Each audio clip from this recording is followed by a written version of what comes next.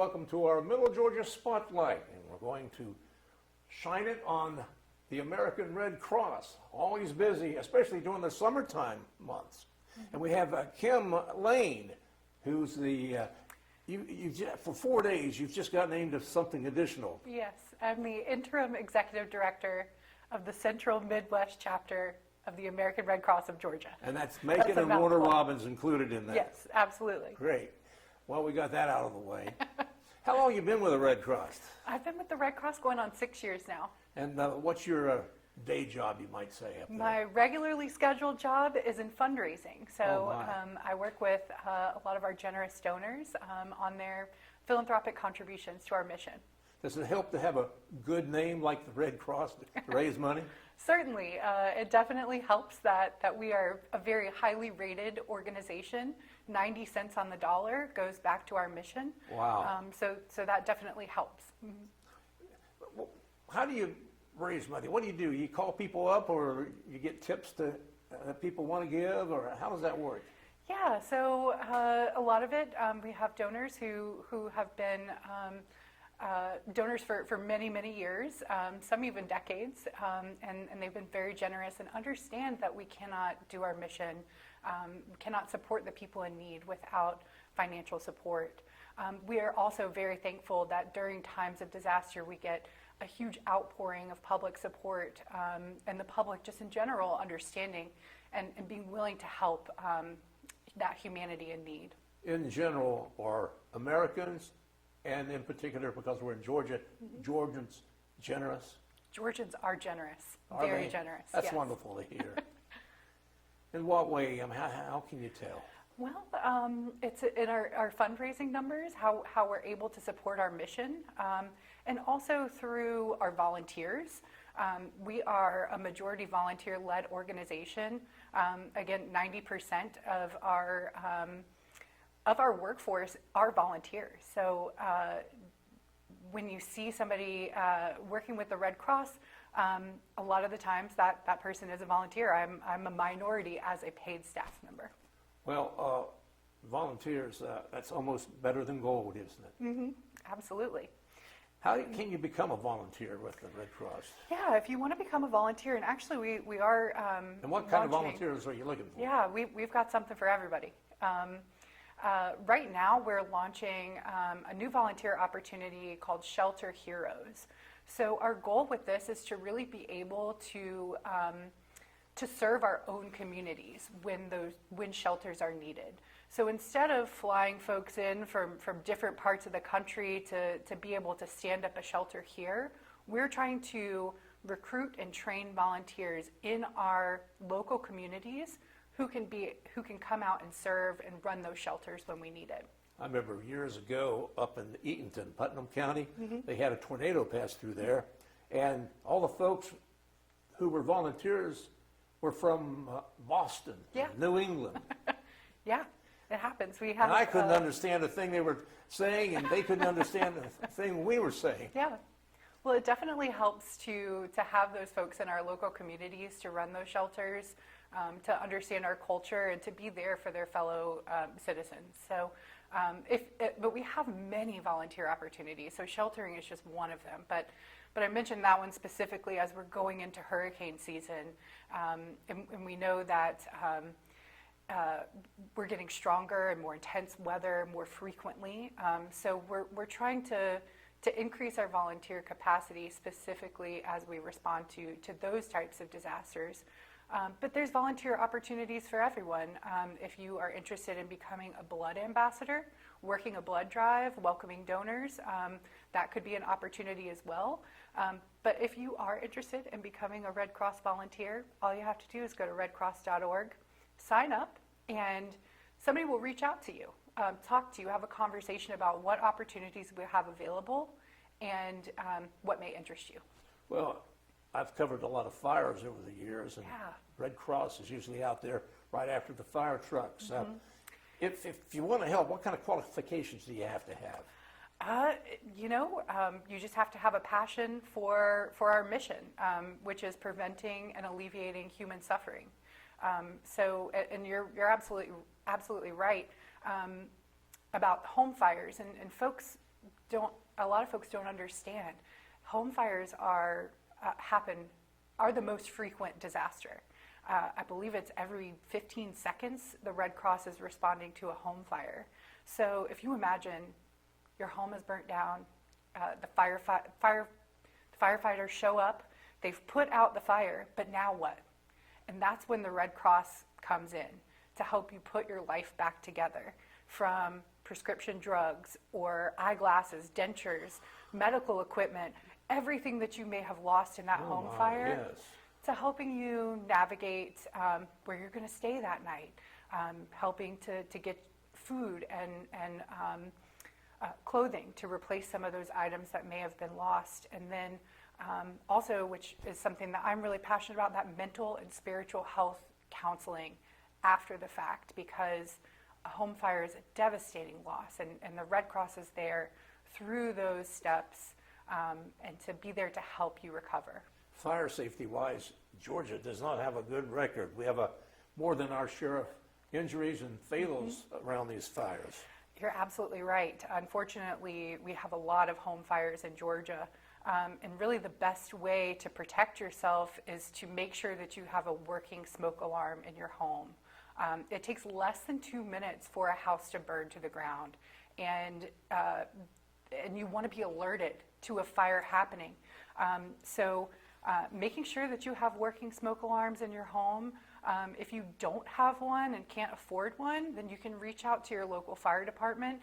They may be able to help install a smoke alarm in your home, and checking them frequently, making sure the batteries are working, and especially if you have small children, having an escape plan, making sure everybody in your household knows how to get out when they hear that alarm go off. Well, I've covered our local fire department for many, many years, and they are big on the smoke alarms, and they'll be out there in a minute to put yours in Absolutely. there. So, They're great partners to the American Red Cross, and we appreciate them. well, another section of the Red Cross a lot of us are familiar with, blood drives, giving the substance of life. Absolutely. Blood banking is so important to the American healthcare system, saving lives every single day. And the Red Cross collects 40% of the nation's blood supply. So by donating just a pint of blood, you can save a life. And we have blood drives almost every single day in the state of Georgia. You can go to redcrossblood.org to find a blood drive near you. And it serves as medicine not only for people who need emergency surgery, but also as cancer treatment for sickle cell disease, and many more things. So if you donate blood, you can help save a life, and we appreciate our donors. And you can do it anytime. I believe it is every 50-something days. I'd have to double check that. Well, I was insinuating you can. The blood drives are all throughout, all the absolutely. time. There's no reason not to. There's no reason not to. I'm sure that if you went to redcross.org right now, there would be 10 blood drives within driving distance of you. So there's always an opportunity to donate blood. The area you're the interim director in right now, what are their responsibilities day to day? Like the Macon office, the Warner Robins office? Yeah, so in addition to supporting blood drives and our day-to-day disasters like home fires, we also support CPR certification, also babysitting training, as well as our service to the armed forces, which actually is one of our oldest lines of service, but often a little known side of our business, where we partner with our service members to ensure that they are receiving communication from their families. If there's an emergency, then we are an advocate with them and their chain of command to ensure that they get home during those emergencies, or potentially something great like a service member having a child. So we support our veterans and our service members in that way. Basically, you have our service members back. Yeah, we do. And, you know, as you said, we don't hear much about that. Every once in a while, a story will come up in the news of something that the Cross did for a service person, but we don't hear enough about that. Yeah. And do you have a special fund for that, or is that a part of everything else? There is a special fund for that. If somebody wanted to contribute financially, then they could support that part of our mission. Really, you can earmark to any aspect of our mission if you choose to donate. I always thought about going out on one of these hurricane scenes Yeah. and working one of those little trucks, giving out hot meals and things. Can that be done? Absolutely. There is some training, and we prefer that you sign up ahead of time for the disaster. Although if you feel moved during a time of disaster, we would love to get you on board, train you up, get you out there in those communities. I will say here in Macon, we often are the initial command center for hurricanes hitting the southeast. Oh, really? So we do need a lot of volunteer base in this community, especially to manage our initial command center here in Macon, that once the storm passes, we'll assess where our volunteers need to go to be closer to the impact zone. At the various local news channels, we cover those departures a lot of times. Some of them are couples that do this. Yeah, we do have a lot of couples who maybe are retirement age or are no longer working, and this is their retirement job, and they go out and they tag team and both maybe have individual specialties. I know that we have one couple, one is a mental health counselor, the other specializes in sheltering. So it's exciting to see our volunteers, especially our retirees, still out there and helping their communities. Everyone I've interviewed over the years have been so happy to do what they're doing. They feel so good about it. The training, what kind of training do you need for something like that? Is something difficult? Or? No, it's not difficult at all. A lot of it can actually be done online. So you sign up, you get assigned, and then there are a couple of different trainings that we'll want you to take. And then, of course, you'll be paired with some more veteran volunteers to kind of show you the ropes. Do you have a favorite section of this, of what the Red Cross does? So yeah, one of my favorite things that we do is called Sound the Alarm. And Never heard of it. What is that? Sound the alarm. Every single year, we get teams of volunteers to go out in low-income communities or communities that we find are particularly prone to home fires.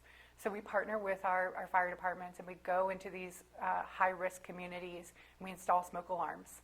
We knock door to door, and we get up there on the ladder, we install the smoke alarm, help folks prepare an escape plan, and it's been probably the most rewarding volunteer experience that I've participated in. One of the more recent, better parts of smoke alarms are that the batteries are lasting longer They are, than yeah. they used to. Yes, Because so when they don't work and they go off at 2 in the morning, yeah. We do install, when we install these smoke alarms, they are 10-year lithium-ion batteries. So, yeah, 10 years. Yeah. So they've got a long expiration date. How'd you get interested in Red Cross? So, I experienced Hurricane Hugo as a child. I remember Hugo over in Charleston, In didn't it? Charleston, Yeah, yes. yeah. So, I saw the devastation of hurricanes, and of course, our storms now are becoming more frequent and more intense. So I wanted to join the Red Cross to really help in that aspect, but also to be a social safety net. I think a lot of folks really don't have the savings to be able to recover from a natural disaster, and especially in some of our communities that are hardest hit, it happens year after year after year. So really, for me, helping to provide that safety net and keep people in their homes and keep people's lives together, putting them back, making them more whole after a disaster. As a fundraiser, it's not like handing out sandwiches and this and that, but so very important, these donations. Are you helped by the government in any way? No, the American Red Cross is an independent nonprofit A lot of organization. people don't know that, you know? So we do work with a lot of partners. Of course, we couldn't do our work without the help of partners and other agencies, other nonprofits. We certainly don't work alone. But our mission is funded 100% by donors like our viewers. So, yeah, and we're incredibly thankful for the work they allow us to do.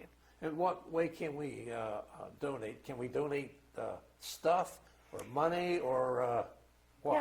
Yeah, really, money is the most important way to give back.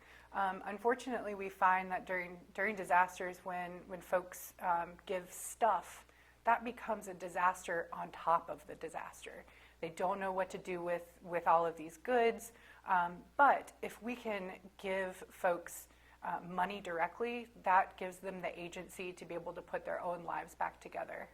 And so that is why we do prefer cash donations. Well, you know, the most immediate needs, of course, let's say at a fire or a storm disaster, would be food, and you already have stuff ready for that. Yes. And that's where the money would help if you had to buy more, or you need a lot of other things to help folks. I mean, that list you gave me earlier was, you wouldn't think about it, but my prescriptions, my glasses, my goodness. And you could help me with that, couldn't you?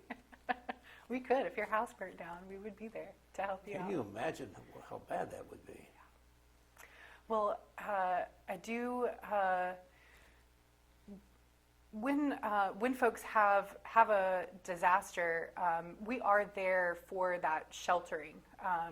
Or if there's a hurricane, let's say, or tornado, flood, God forbid, we're the Red Cross plans, and we have plans in place to mobilize our resources to those communities. So our work doesn't start when the disaster hits. Our work starts months before with planning and preparation of and logistics of how we're going to get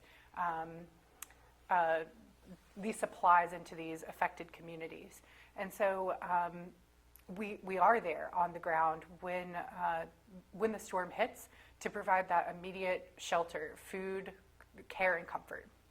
For instance, I have a new neighbor. They're from Miami. And so they were in the backyard talking to my wife, Peggy, and saying that we just left Miami, and all they're talking about down there, that there's a hurricane coming. And we hadn't heard the first thing about it up here. But down there, it's a life or death situation. Yeah. So what would you all be doing down there getting ready for it?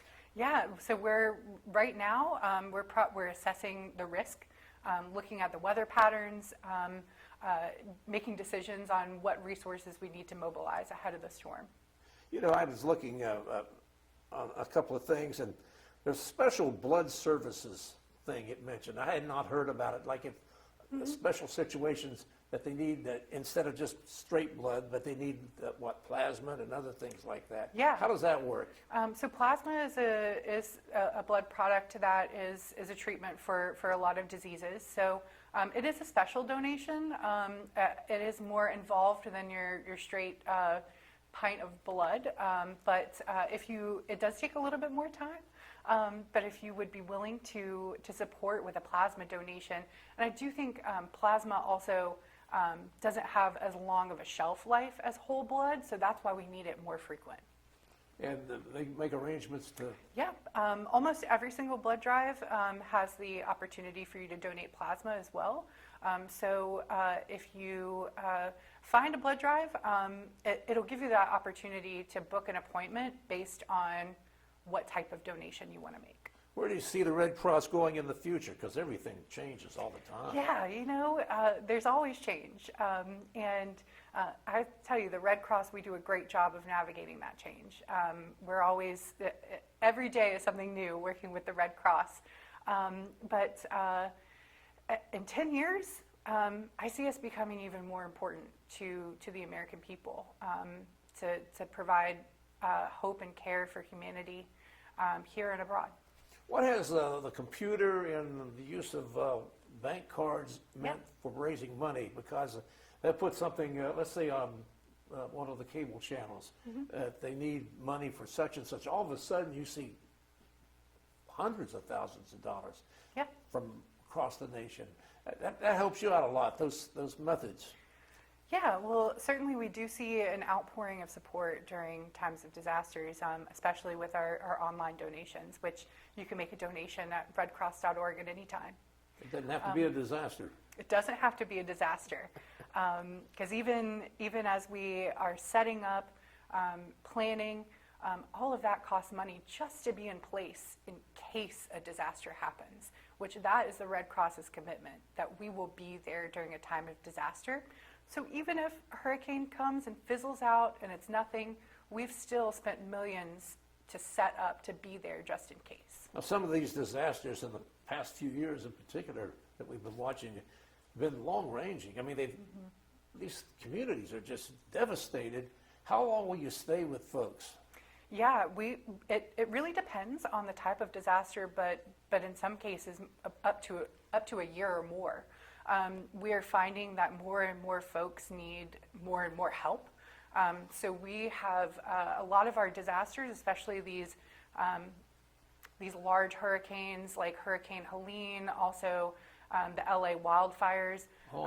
We'll be in those communities for years, helping with long-term recovery for the most vulnerable people affected. So interesting. We'll see these disasters and they come at us every day for a week or two, and then all of a sudden we don't hear from them anymore, but you do. I do, You yes. have to stay with it. I do, every single day. Get updates and reports of weather and news all across the country. Additional needs possibly too. Yeah, absolutely. But I think, what we've seen over the past decade is just more and more disasters happening more frequently, affecting more and more people. So the work of the American Red Cross is so important to be there for people all over the country.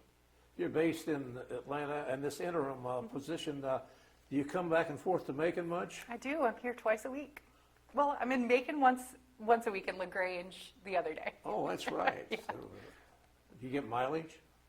I drive a Red Cross car, so so if you see me on the highway, beep twice and wave.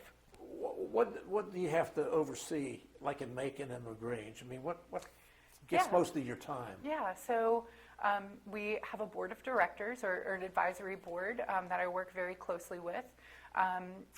We also, I'll also work with our volunteers that are based in Macon and LaGrange and everywhere in between, helping to manage the team that is on the ground with not only our volunteers but also our staff, and just managing the day-to-day and any emergencies that may arise.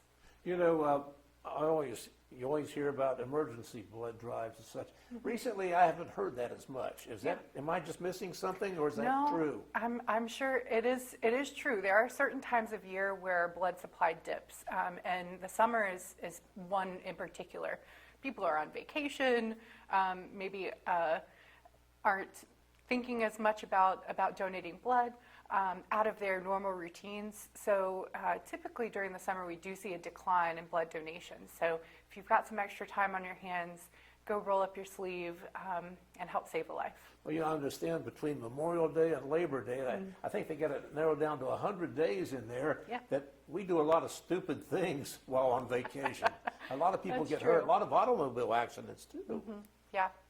So 4th of July is coming up, and I'm not sure if this will air before then, but Well, it's just as important afterwards. absolutely. But a reminder to our viewers to make sure that they have safety when it comes to using fireworks, and also another big risk during the summertime is extreme heat, which if the temperature is extreme, make sure that you're staying hydrated, seeking shelter, air conditioner, cooling centers. If you are or have to be outside, make sure you're taking frequent breaks.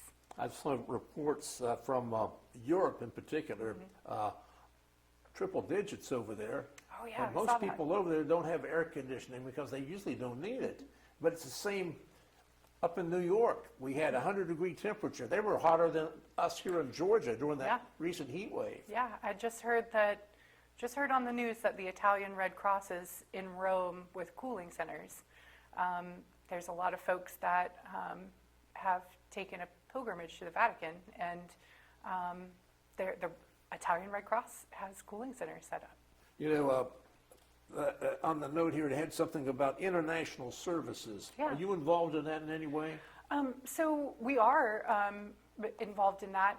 It falls under our Service of the Armed Forces and International Services. So really what we do as the American Red Cross is we help, one of our big programs with international services is called Restoring Family Links. So anytime maybe somebody has lost their loved one, they've lost touch with their loved one. A lot of times this happens because of war. Oh, yeah. In fact, the Ukrainian-Russian conflict, we've had a lot more caseload because of that. But we will use our Red Cross channels and network to try to find that missing person and let their loved ones know where they are, if they're okay. So that's a lot of our international work. And then when disasters happen internationally, the Red Cross, if we're asked to help and support, the American Red Cross does help and support with those international disasters. Well, you have those international, like Italian Red Cross. You can pick up a phone and they'll help you. Yes, and that's all And through vice versa. all through. There's a network of Red Cross and Red Crescent societies across the country. I believe it's 150 or more societies. Don't quote me on that number. Oh, that's fine. But it's the International Federation of the Red Cross, which is headquartered in Geneva, Switzerland. We have several trouble spots in the world. The Middle East. Do you have access in there, as far as you know? Yeah, so the Red Cross, we're working to support that humanitarian relief effort. And anything in particular about the Ukraine that has come up that crossed your desk that you know about? Nothing I've seen recently. I do know that the Red Cross, we are there, again, helping with that humanitarian aid. A very troubled nation. I know people in particular who've been dealing with Ukraine for 20 years, going back and forth. People were going hungry over there, and it's a very rich country resources-wise, but yet the governments usually are the problem. But I imagine you all have done a lot of work over there, and I know it's so much appreciative because we have people here on the Mercer campus that are connected with the Ukraine. And so the local needs right now, just the everyday needs, what are they making? What kind of calls do you get? Mostly it's home fires. That's the big need day to day. Almost every day I get an email about a home fire, whether it's a single family home or a multi-unit apartment fire or home fire. But that you don't see it a lot, but that is the main thing that the Red Cross Not is the ones we responding see to. on the TV news, but there are other ones besides that Yeah. that cause problems. And there's always needs that you and I, everybody understands what you need when you lose everything or lose some things. And if they want to help, what do they do now? Again, If you want to help, you can sign up to volunteer. You can donate blood or make a financial contribution. And you can find out how to do all of that by just going to redcross.org. they'll sort it out and get you in touch with somebody. Well, Kim, we wish you the best of luck and keep on keeping on, as they say, because everybody loves the Red Cross. Thank you so much. And thank you for being with us. And thank you, folks, for being with us on our Middle Georgia Spotlight. I'm Ron Wildman over here on the Mercer University campus.